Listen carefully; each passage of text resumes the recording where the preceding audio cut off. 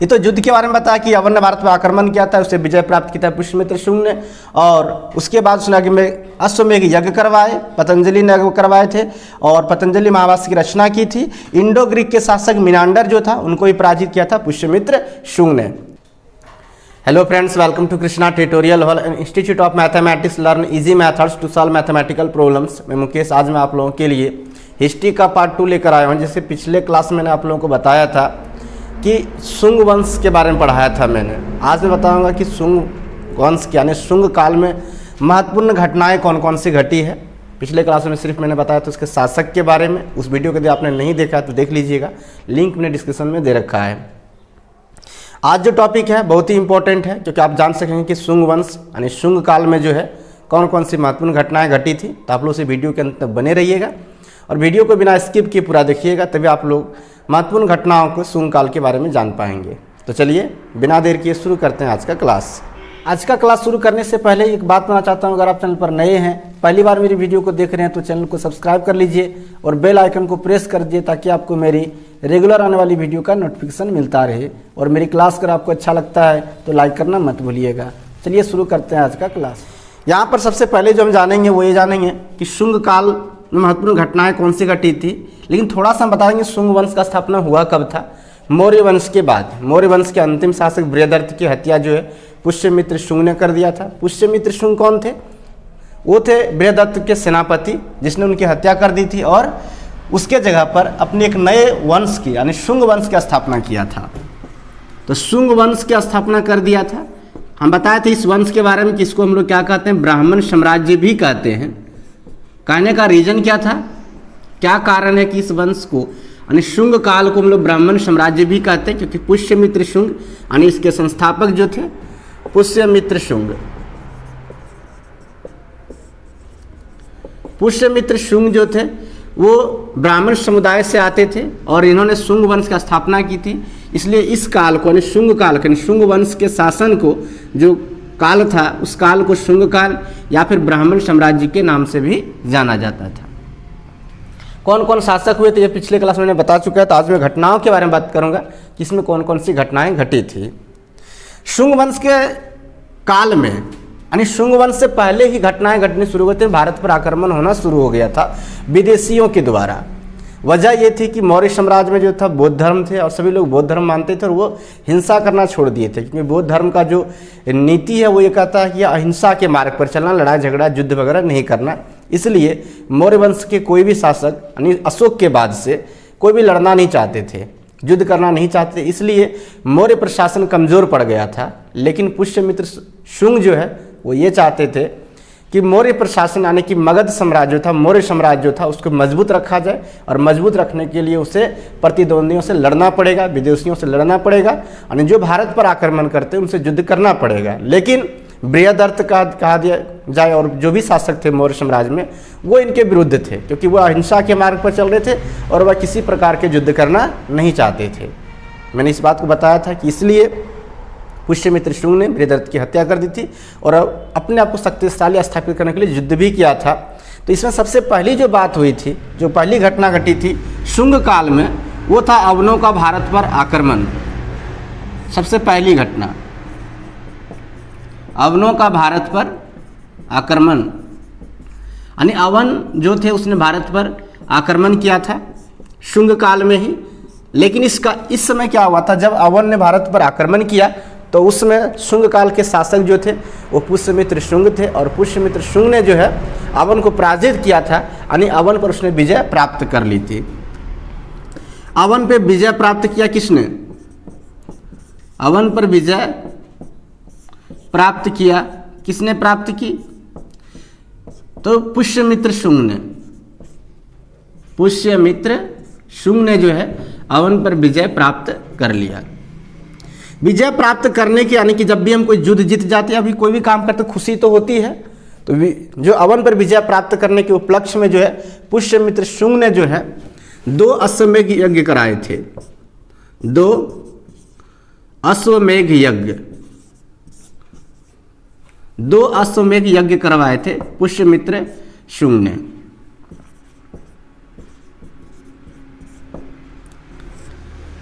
किसके उपलक्ष्य में करवाए थे? तो अवन विजय के उपलक्ष्य में जो है पुष्यमित्र शुंग ने 2 अश्वमेध यज्ञ करवाए थे।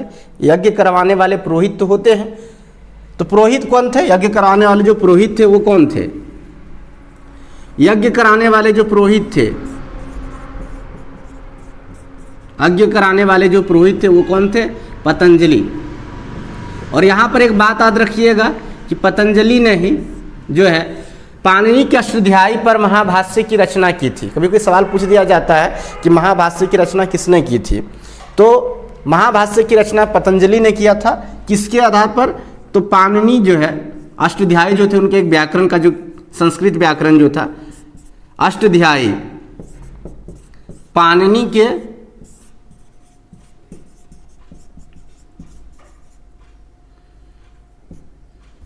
अष्टाध्यायी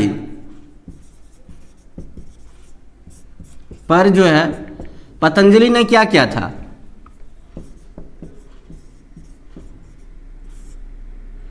पतंजलि ने महाभाष्य की रचना की, महाभाष्य की रचना की। तो कौन कौन सी घटना घटी और फिर से हम करवाते हैं आपको कि सबसे पहला था अवन का भारत पर आक्रमण। अवन पर विजय प्राप्त किया पुष्यमित्र शुंग ने। विजय प्राप्त करने के उपलक्ष्य में उसने 2 अश्वमेध यज्ञ करवाए। यज्ञ कराने वाले जो पुरोहित थे वो कौन थे? पतंजलि। और पतंजलि ने ही जो है पाणिनि के अष्टाध्यायी पर जब महाभाष्य की रचना की थी।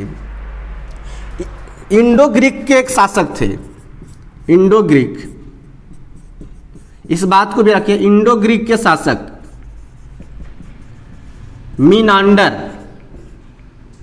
नाम था इसका मीनांडर, मीनांडर जो इंडो ग्रीक के शासक थे मीनांडर। और मीनांडर को पराजित किसने किया था? इस बात को भी याद रखिएगा, मीनांडर को पराजित किया था पुष्यमित्र शुंग ने ही। मीनांडर को पराजित करने वाले कौन थे? तो पुष्यमित्र शुंग थे। तो ये लड़ाई झगड़े की बात हुई है। इसके अलावा भी कुछ काम और भी घटनाएं घटी थी। ये तो युद्ध के बारे में बताया कि अवन ने भारत पर आक्रमण किया था, उससे विजय प्राप्त किया था पुष्यमित्र शुंग ने। और उसके बाद उसने आगे में अश्वमेध यज्ञ करवाए, पतंजलि ने करवाए थे और पतंजलि महाभाष्य की रचना की थी। इंडो ग्रीक के शासक मीनांडर जो था उनको ही पराजित किया था पुष्यमित्र शुंग ने।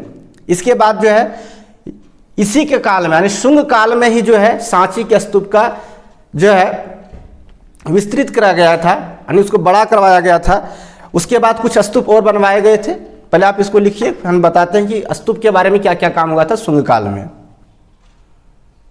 चलिए आइए बताते हैं कि शुंग काल में कौन कौन से स्तूप बनाए गए थे और पुष्यमित्र शुंग ने किस स्तूप का निर्माण करवाया था। ये तो था युद्ध के बारे में कि अवन ने भारत पर जो भी बताया अभी ना आपको। आइए हम बताते हैं अब स्तूप के बारे में। शुंग के काल में ही यानी शुंग वंश के काल में ही जो है सांची स्तूप, सांची का स्तूप का निर्माण पहले ही हो चुका था लेकिन उसका आकार को दुगुना करवाया गया था।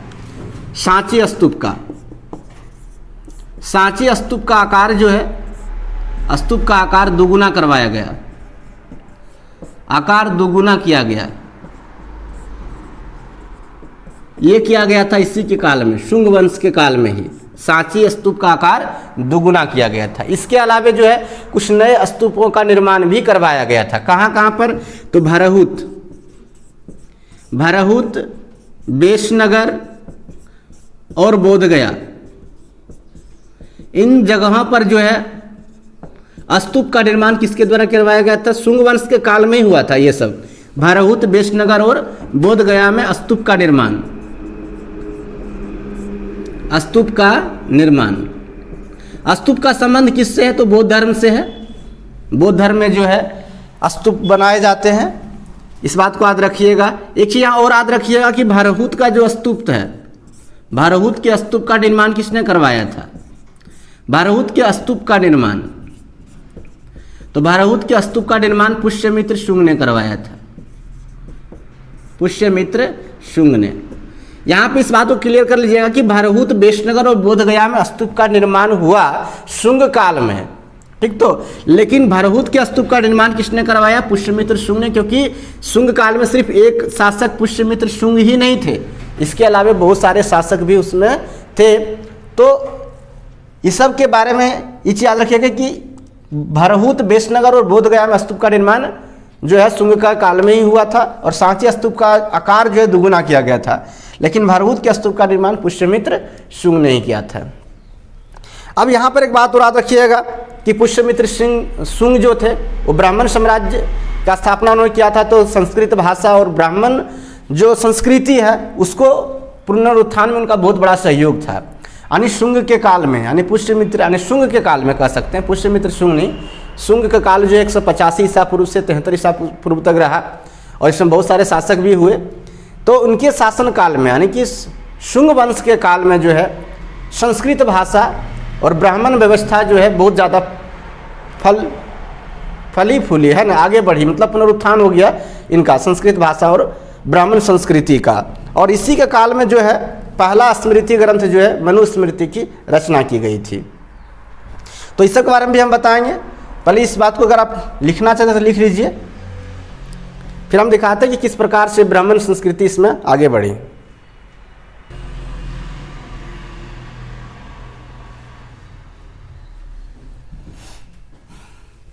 आइए हम दिखाते हैं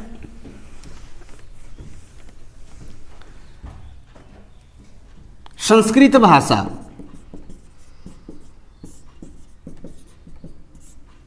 और ब्राह्मण व्यवस्था का पुनरुत्थान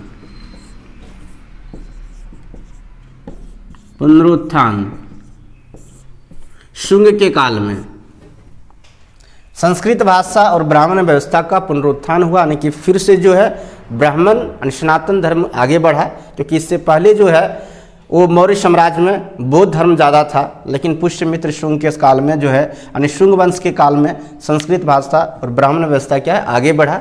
ये पुनरुत्थान हुआ, पुनरुत्थान मतलब जो कि खत्म हो चुका था उनका फिर से धीरे धीरे विकास होना शुरू हो गया। और इनका वजह क्या था, वो पुष्यमित्र शुंग जो है ब्राह्मण समुदाय से आते थे, इसलिए उन्होंने अपने धर्म को आगे बढ़ाने में ज़्यादा सहयोग किया। संस्कृत व ब्राह्मण से आगे बढ़ा और इसी के काल में कहा जाता है कि स्मृति ग्रंथ है ना, पहला स्मृति ग्रंथ जो है वो कौन सा था, तो नाम था मनुस्मृति। पहला स्मृति ग्रंथ जो था उसका नाम था मनुस्मृति।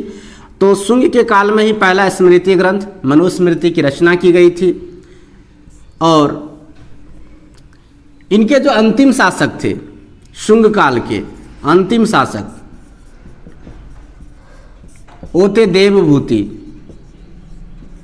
शुंग काल के अंतिम शासक यानी शुंग वंश के अंतिम शासक जो थे देवभूति थे, और इसके अमात्य थे, देवभूति के जो अमात्य थे, अमात्य का मतलब होता है मंत्री, इसके अमात्य थे वासुदेव।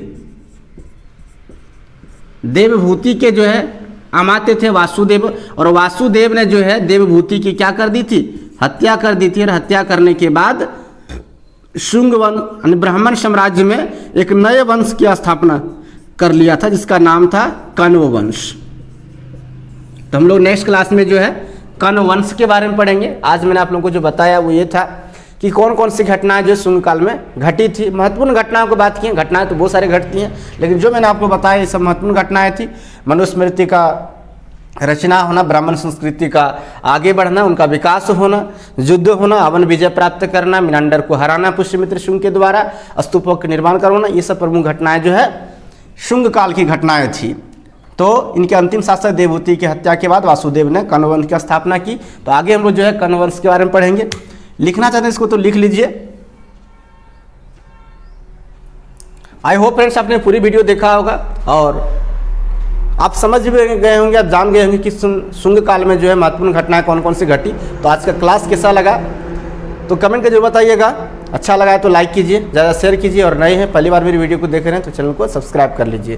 तो चलिए मिलते हैं फिर नेक्स्ट क्लास में, तब तक के लिए आप सबको थैंक यू।